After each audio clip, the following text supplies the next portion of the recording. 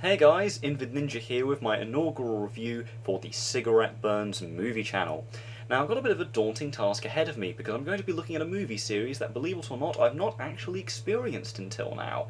And what is that, you may ask? Well, it's the oft-revered geek property that is the Superman movie series. Yes, I'll be looking at all of them, from Superman from 1978 all the way up to the recent Superman Returns, and possibly even beyond that if I feel like it. But the thing is, my history of Superman is fairly simple. I didn't really grow up with him. I grew up with characters more along the lines of Batman and the Shadow, the dark, violent anti-heroes. I know, it doesn't seem like the most, well, interesting of childhoods, because everyone seemed to have grown up with Batman during the 90s thanks to the animated series, but Superman was something that, while I always knew what his character was like, and what his universe was like, I was never fully immersed into the character. I never really have read any of the main comic books. Some people have said ones like Superman Red Son is great, Kingdom Come is great, etc. But to be honest, I've never really just had any experience with the character. That's when I thought to myself, given the task of watching these movies, to finally immerse myself with the superhero that loads of many others seem to love.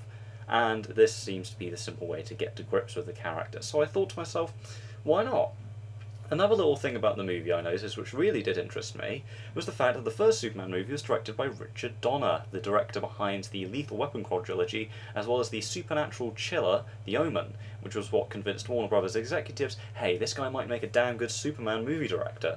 And of course expectations were high with the tagline of "You'll believe a man can fly," and a lot of the other making of and special effects stories are particularly fascinating, but if you want to know more about that, you can check out Lucha Media Geek's review on our channel, because he really goes very in-depth with Superman, as it's arguably his favourite comic franchise, while I'm just here to provide someone who's a newbie to the Superman franchise, perspective from a younger generation, if you will. So with this in mind, let's get on with talking about the main plot of the film and exactly my opinions on it.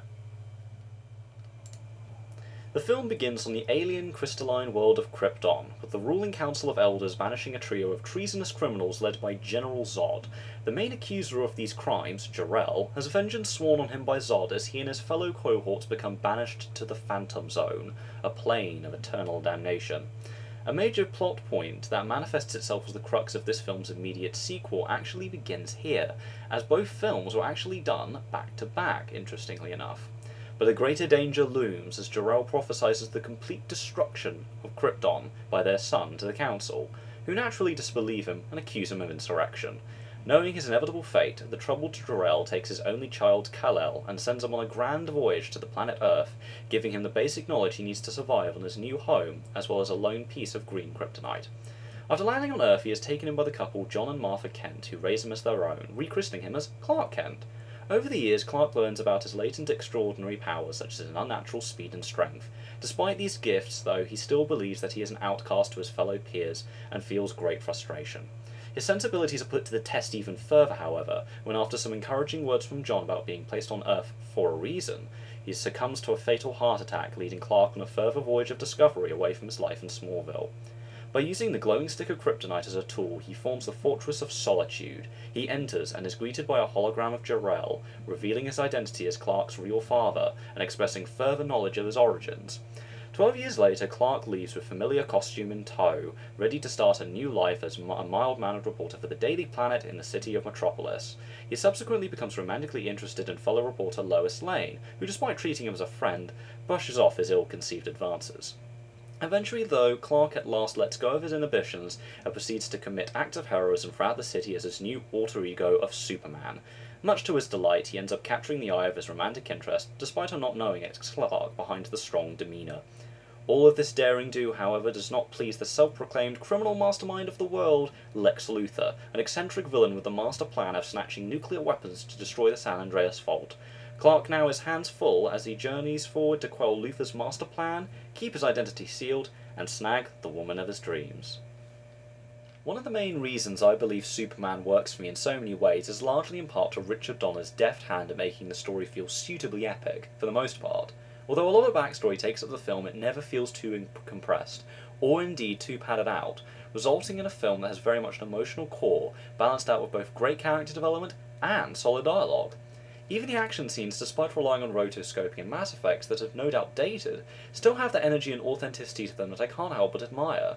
The screenplay, partly written by Mario Puzo, really knows, like with all good stories, how to blend wit, melodrama, as well as important themes that add both a humanistic and mystical element to the story.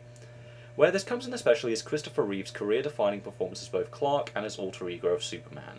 The man exudes to me the perfect balance of charming charisma, sensitivity, as well as introspect that makes his character easy to emphasize with and in the end root for, particularly throughout the film where he's dealing with being odd in a seemingly normal world, adding to the theme of loneliness throughout the film.